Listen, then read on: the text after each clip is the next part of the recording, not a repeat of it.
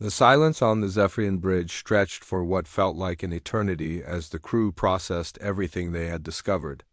Captain Vexthara stared at the massive human vessel on her view screen, knowing that her next decision could determine the fate of her entire species. The scan results had revealed something beyond their worst nightmares, and now they had to decide what to do about it. "Captain," Communications Officer Trixville said nervously, "we're receiving a transmission from the alien vessel." The bridge crew tensed as one. After everything they had learned about these humans and their terrifying capabilities, the thought of direct contact filled them with dread. What would beings capable of such destruction want with them? "Put it through," Vexthara ordered. Her voice barely steady, the main screen flickered and the image of Commander Morrison appeared. The human looked completely relaxed, sitting casually in what was obviously the command chair of his vessel. His expression was calm and friendly, but the Zephyrians now knew enough about human psychology to recognize that their smiles could be both welcoming and predatory. "Greetings," Morrison said in a voice that carried no hint of threat or aggression. "I am Commander Jake Morrison of the United Earthship Thunderhawk. We've noticed your interest in our vessel. We're conducting a peaceful survey mission in this sector and have no hostile intentions toward your people." The casual way he delivered this message was somehow more unsettling than any threat could have been. Here was a being whose ship could level entire worlds, speaking as if he were discussing the weather. The disconnect between his friendly demeanor and his ship's devastating capabilities was terrifying. "We apologize if our presence has caused any concern," Morrison continued. "We are simply gathering scientific data about this region of space. We mean no harm to anyone."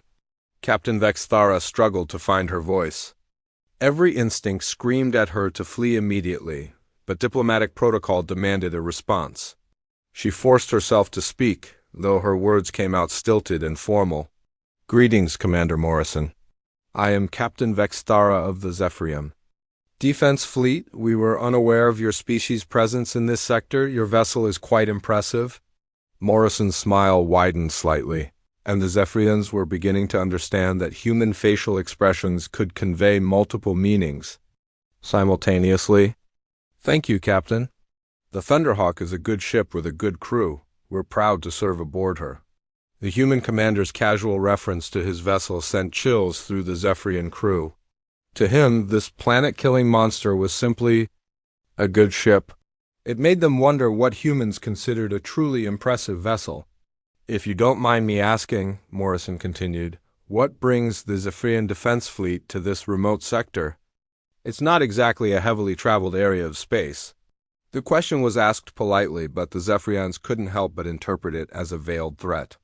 Were the humans checking to see if anyone else knew about this encounter? Were they planning to eliminate witnesses? "We are conducting routine patrol operations," Vexthara replied carefully. "This sector is part of our assigned territory."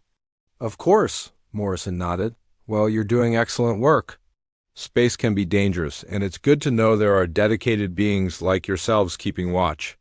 The human's words were complimentary, but coming from someone whose ship could destroy their entire fleet without breaking stride, they felt more like gentle mockery.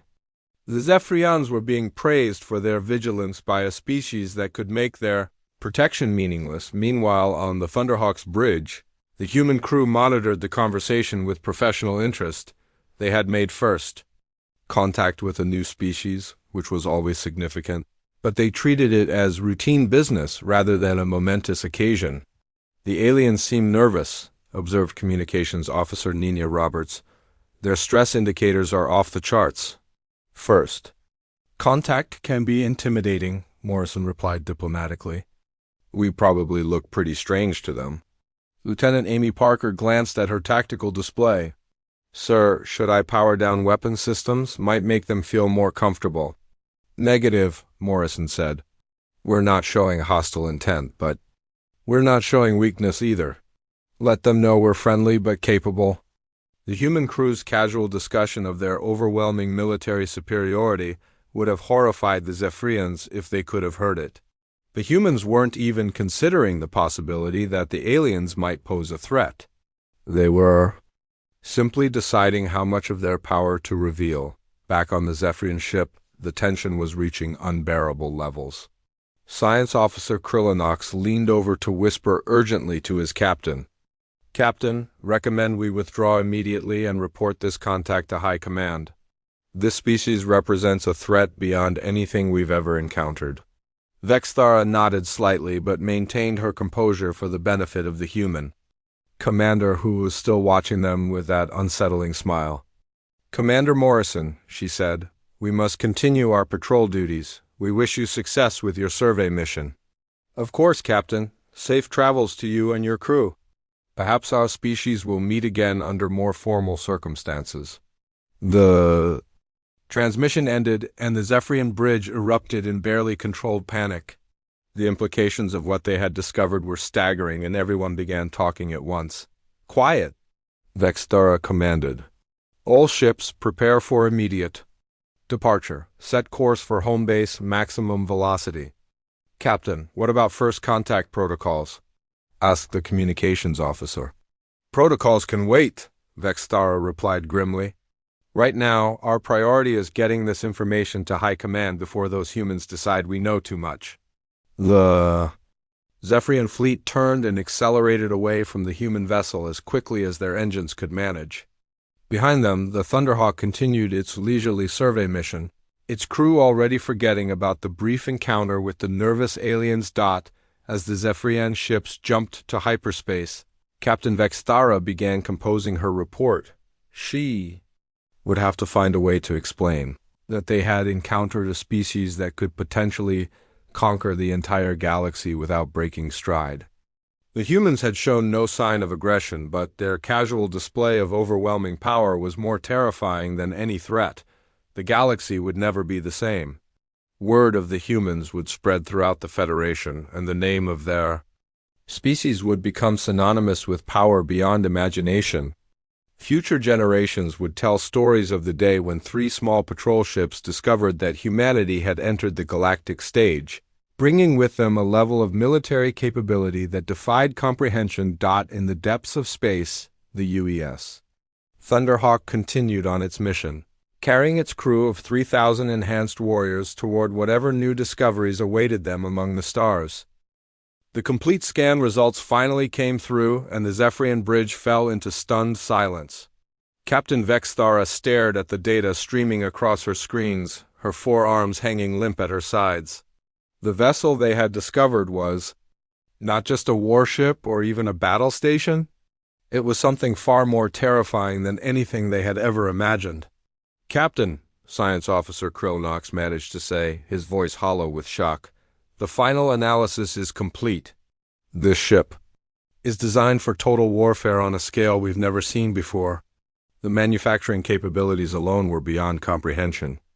The humans had built automated factories inside their ship that could produce not just weapons and ammunition, but entire smaller vessels. The construction bays could fabricate fighters, shuttles, and assault craft while the main ship was engaged in combat. They can build an entire fleet while fighting a war," reported Krillinox, his mandibles clicking uncontrollably. "The ship is essentially a mogul shipyard disguised as a cruiser."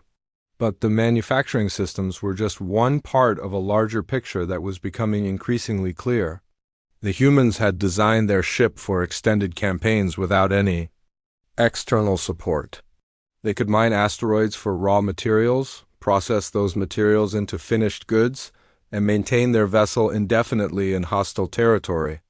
"The resource processing systems are incredible," continued Krillinox.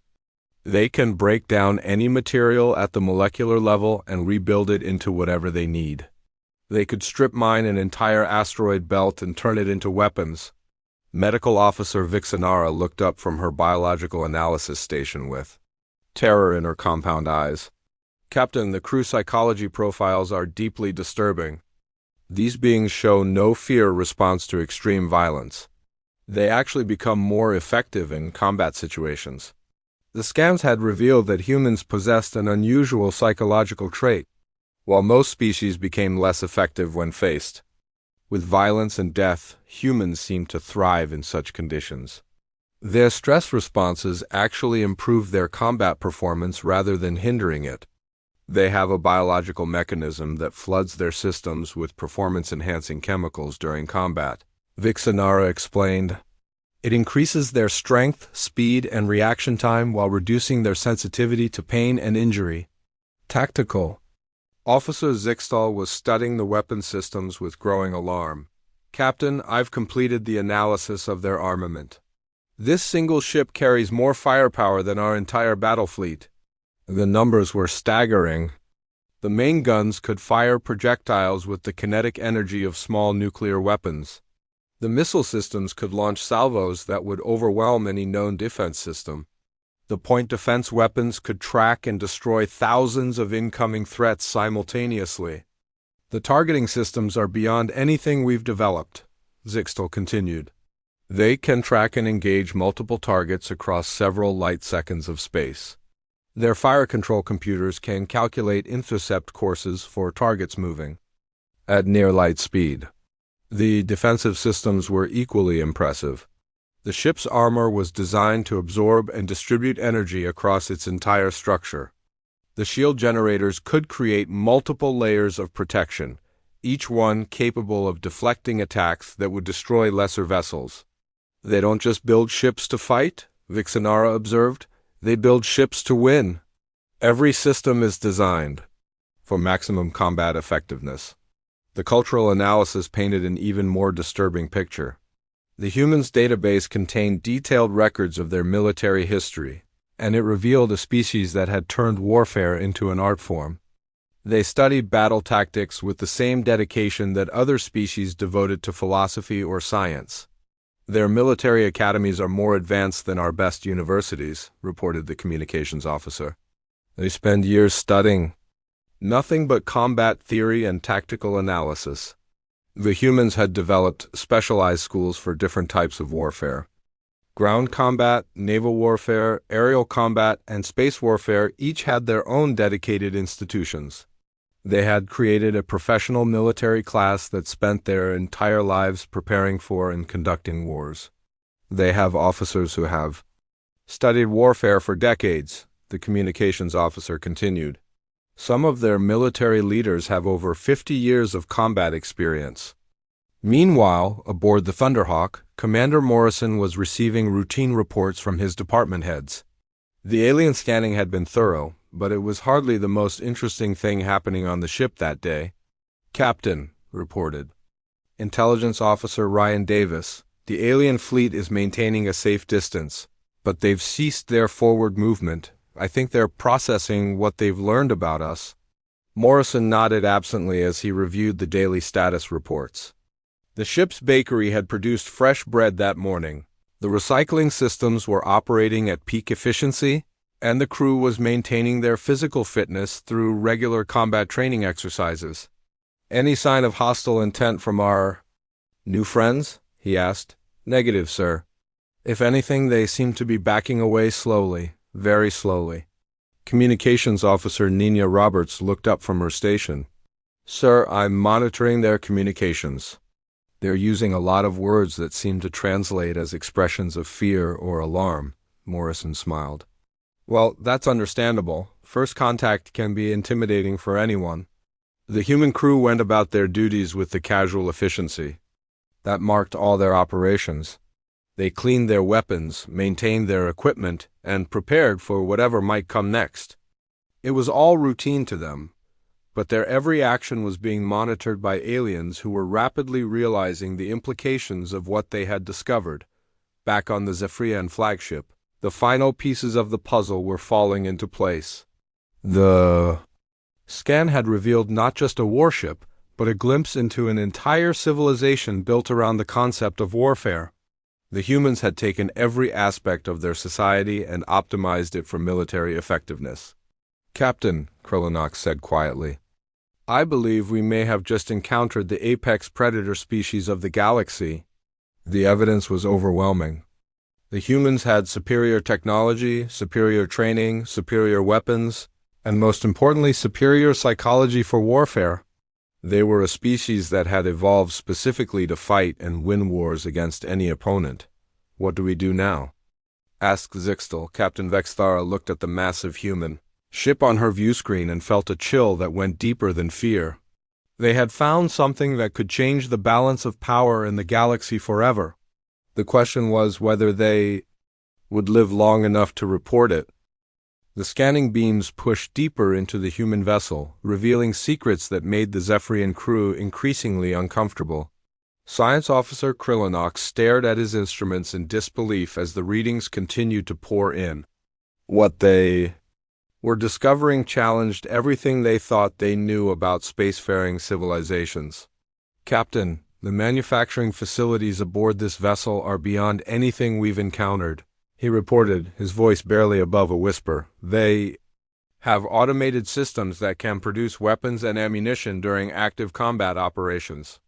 Captain Vexthara felt her forearms tremble slightly as she processed this information. A ship that could resupply itself during battle was a strategic nightmare. It meant the vessel could operate independently for extended periods, waging war, without the need for supply lines or support bases. What kind of weapons are they manufacturing? She asked, though she dreaded the answer. Kinetic projectiles that can be accelerated to a significant fraction of light speed, Krillinox replied. The manufacturing bays can produce them by the thousands. The raw materials are being recycled from collected space debris and asteroid mining operations. The tactical officer Zixtal looked up from his console with wide compound eyes. Captain, they're not just carrying weapons. They're carrying the means to make more weapons indefinitely. But the manufacturing capabilities were just the beginning. The deeper scans revealed storage bays filled with materials that made the Zephyrians' advanced composite armor look like paper. The humans used something called depleted uranium in their projectiles, a material so dense that it could punch through virtually any known armor. The projectile storage areas contain enough ammunition to siege a star system, reported Krillinox, his mandibles clicking rapidly in distress. And the manufacturing systems can produce more ammunition faster than most ships can fire it. Medical Officer Vixanara called out from her station, her voice shaking. Captain, the biological analysis is complete. These beings have been surgically modified for combat. Enhanced reflexes, increased bone density, improved cardiovascular systems. They've turned themselves into living weapons. The scans revealed that every human aboard the vessel had undergone some form of military enhancement.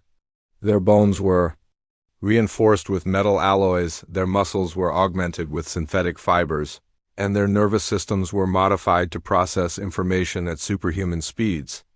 They've weaponized their own biology, Vixanara continued. Their healing rates are accelerated, their pain tolerance is enhanced, and their cognitive functions are optimized for tactical thinking under extreme stress. Captain Vexthara felt a chill that had nothing to do with the temperature on the bridge. These beings hadn't just built a warship. They had turned themselves into the perfect crew for that warship. What about their recreational facilities?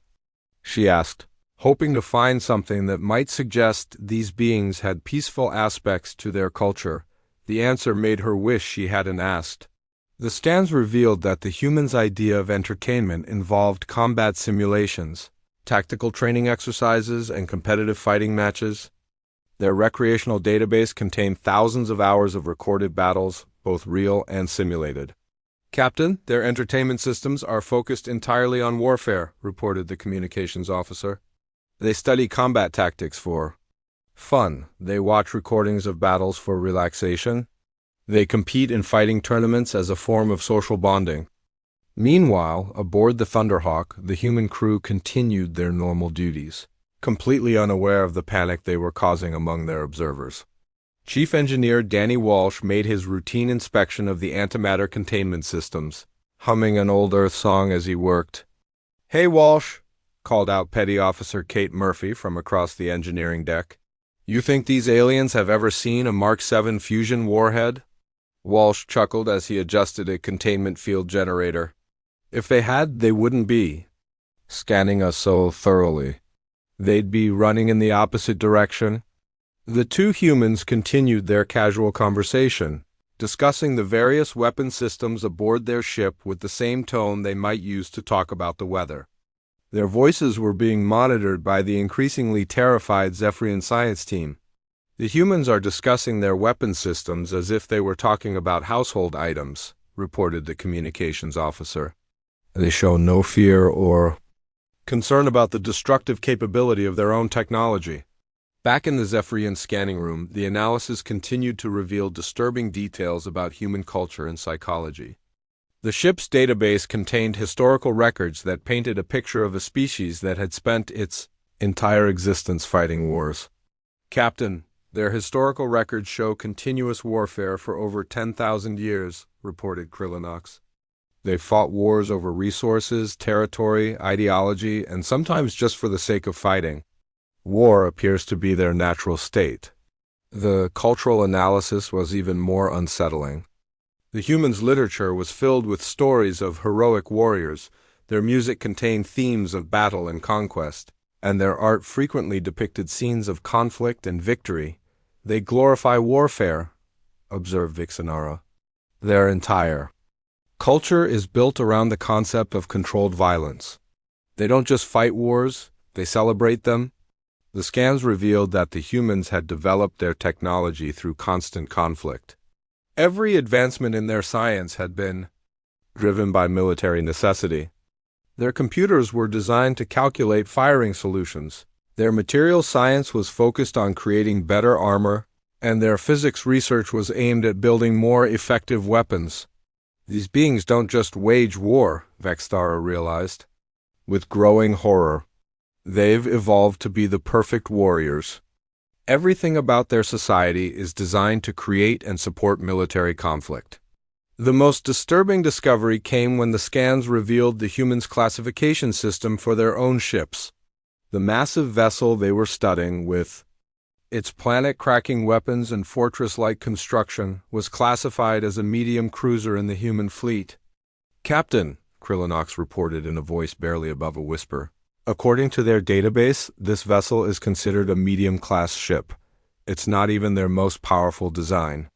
The implications hit the Zephyrian bridge crew like a physical blow. If this monster was just a medium cruiser, what did their heavy battleships look like? What kind of devastating firepower did their dreadnoughts carry? By the void, whispered Zixtal, we may have just encountered the most dangerous species in the galaxy. The Zephyrian science team worked with growing excitement as they prepared their most advanced scanning equipment. Captain Vexthara watched from her command chair as her crew bustled around the bridge, adjusting sensors and calibrating instruments. They had never encountered a vessel like this before, and the opportunity to study unknown technology was too valuable to pass up. Begin deep scan protocols, ordered Vexthara, her forearms crossed as she studied the massive ship on the viewscreen. I want to know everything about this vessel. Science Officer Krillinox activated the scanning array, sending powerful sensor beams toward the mysterious ship. The first readings that came back made him pause and check his instruments twice. The energy patterns were unlike anything in the galactic database. Captain, the power readings are extraordinary, he reported, his mandibles clicking nervously. The vessel appears to be powered by some kind of controlled antimatter reaction. The energy output is beyond anything we've seen before. The tactical officer Zixtal leaned forward in his chair. Antimatter? That's impossible. No species in the galaxy has successfully weaponized antimatter technology. The readings don't lie, Krillinox replied, his compound eyes reflecting the sensor data. This ship is running on controlled antimatter, but it's operating at minimum power levels. If they brought their engines to full capacity, the energy output would be astronomical. Vexthara felt a chill run down her chitinous spine. The implications were staggering. A species that could control antimatter reactions would have access to virtually unlimited energy. Such technology would make them the most powerful force in the galaxy. Continue the scan, she ordered. I want to see what else they're hiding. The sensor beams penetrated deeper into the alien vessel, revealing layer upon layer of armored bulkheads. Each section of the ship was protected by multiple barriers, as if the builders expected their vessel to take massive amounts of damage and still remain functional. The hull composition is remarkable, reported Krillinox. Multiple layers of what appears to be reinforced titanium steel, with some kind of energy-absorbing material between the layers. This ship is built like a fortress. The deeper they scanned, the more disturbing the revelations became. The weapon systems they discovered made the Zephyrian officers exchange worried glances. The forward section of the ship housed what could only be described as a planetary bombardment cannon, its barrel nearly a kilometer long and reinforced with materials that could withstand unimaginable pressures. "By the void," whispered Zixtel, staring at his tactical display. "Captain, that weapon could crack a planet's crust with a single shot."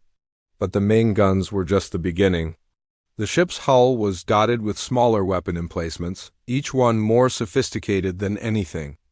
In the Zephyrian arsenal, missile tubes lined the flanks of the vessel, capable of launching projectiles at speeds that would make them nearly impossible to intercept. "The missile storage bays are massive," reported Krellinox, his voice growing more nervous by the minute. "They're carrying enough ordnance to level a small moon." Meanwhile, aboard the Thunderhawk, the human crew went about their duties with casual efficiency. Lieutenant Amy Parker monitored the alien scanning beams from her position at the tactical station, occasionally glancing at the readouts that showed exactly what the aliens were discovering. "They're really going deep with this scan, Captain," she reported to Commander Morrison. "They've penetrated our outer hull and they're examining our weapon systems." Morrison nodded calmly, sipping a cup of coffee as he watched the alien ships maintain their respectful distance. The coffee was real Earth coffee, not the synthetic stuff that most ships carried. It was one of the small luxuries that made long-range missions bearable. "Any sign of hostile intent?" he asked. "Negative, sir. They're just curious." "Can't say. I blame them." Chief Engineer Danny Walsh called in from the engine room, his voice crackling over the intercom. "Captain, the aliens are scanning our antimatter containment systems. They seem pretty interested in our power core." Morrison chuckled. "Let them look. Maybe they'll learn something useful." The human crew treated the scanning as a minor inconvenience, something to be monitored but not particularly worried about. They had no idea that their casual attitude towards such devastating technology was terrifying the aliens who were studying them. Navigation. Officer Lisa Gray looked up from her console. "Sir, I'm detecting increased chatter on the alien communication frequencies." "They sound excited about something." "Or terrified," added Communications Officer Nina Roberts with a slight smile. "Hard to tell with a new species." Back on the Zephyrian flagship, the science team was discovering just how thoroughly the mysterious vessel was armed. The scanning revealed automated defense systems that could track and destroy incoming projectiles, point defense weapons that could vaporize smaller ships, and energy shields that could deflect the most powerful attacks. "This isn't just a warship," Krillinox reported in amazement. "It's a mobile battle station. The defensive systems alone could withstand a full fleet assault." But it was the crew quarters that truly began to unsettle the Zephyrian officers. The scans revealed beings that stood nearly 2 meters tall, with dense bone structures and musculature that suggested they had evolved in a high-gravity environment. Their neural patterns showed signs of controlled aggression and tactical thinking that surpassed even the most elite Zephyrian warriors. "Captain, the biological scans are disturbing," reported the medical officer, a nervous Zephyrian named Vixanara. "These beings appear to be natural predators. Their brain chemistry shows patterns consistent with species that evolved through constant warfare." "How many of them?" asked Vextara. "Over 3,000, Captain. And they're all showing signs of military training and combat modifications." The implications were staggering. 3,000 trained warriors aboard a ship that could destroy planets. The Zephyrians had stumbled upon something far more dangerous than they had ever imagined. "Keep scanning," Vextara ordered, though her voice betrayed her growing unease. "I want to know everything about these beings before we make contact." The deep scan continued, revealing more and more disturbing details about the alien vessel and its crew. With each new discovery, the Zephyrians began to realize that they might have encountered something beyond their understanding, something that could change the balance of power in the galaxy forever. The black void of space stretched endlessly in all directions as the Zephyrian patrol fleet moved through the outer rim of the Kepler sector. Captain Vexthara stood on the bridge of her flagship, watching the star charts flicker across the main display. Her crew had been on patrol for 3 standard cycles now, and the monotony was beginning to wear on everyone. The Zephyrians were a proud warrior race, standing nearly 3 meters tall with chitinous armor plating that covered their insect-like bodies. Their forearms moved with practiced efficiency as they operated the various control stations. Their compound eyes could detect movement across multiple spectrums, making them excellent scouts and patrol officers for the Galactic Federation. "Captain, we have an anomaly on long-range sensors," reported Science Officer Krillinox, his mandibles clicking together nervously. The sound echoed through the bridge like the ticking of an ancient clock. Vexthara turned her attention to the sensor display.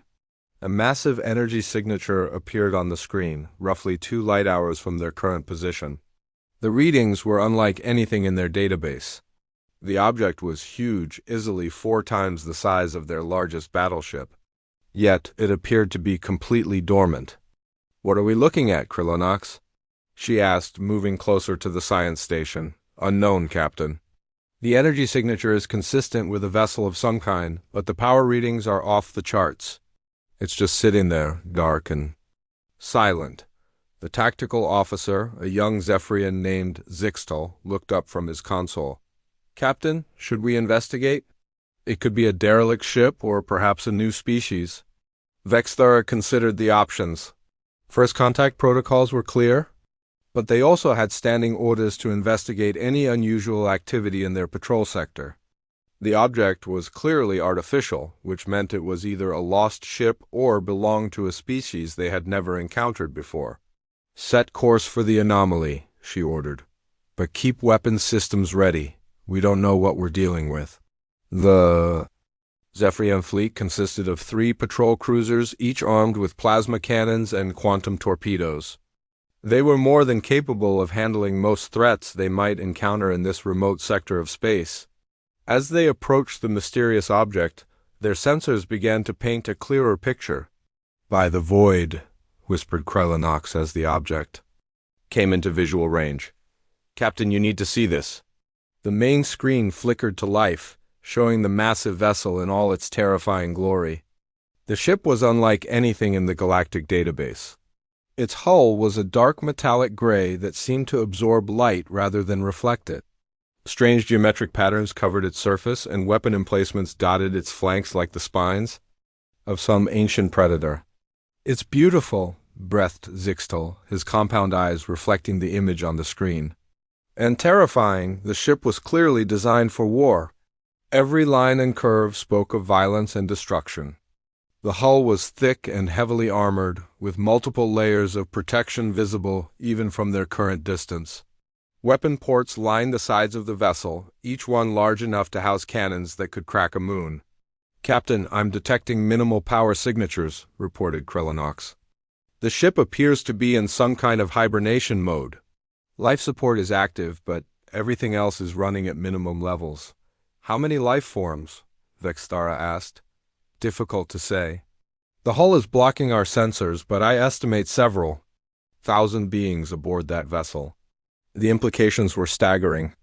A ship that size, with that many crew members, could only belong to a major spacefaring civilization. Yet none of the Galactic Federation's member races had ever encountered this species before.